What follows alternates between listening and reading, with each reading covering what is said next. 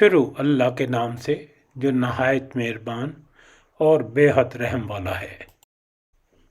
اور جب ان لوگوں نے صبر کیا تو ہم نے ان میں سے ایسے پیشوا بنائے جو ہمارے حکم سے لوگوں کو ہدایت کرتے تھے اور وہ ہماری آیتوں پر یقین رکھتے تھے۔ آپ کا رب ان سب کے درمیان ان تمام باتوں کا فیصلہ قیامت کے دن کرے گا جن میں وہ اختلاف کر رہے ہیں۔ کیا اس بات نے بھی انہیں ہدایت نہیں دی کہ ہم نے ان سے پہلے بہت سی امتوں کو ہلاک کر دیا جن کے مکانوں میں یہ چل پھر رہے ہیں؟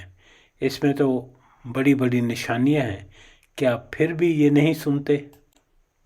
کیا یہ نہیں دیکھتے کہ ہم پانی کو بنجر زمین کی طرف بہا کر لے جاتے ہیں، پھر اس میں سے ہم کھیتیاں نکالتے ہیں جسے ان کے چوپائے اور یہ خود کھاتے ہیں؟ کیا پھر بھی یہ نہیں دیکھتے؟ اور کہتے ہیں کہ یہ فیصلہ کب ہوگا؟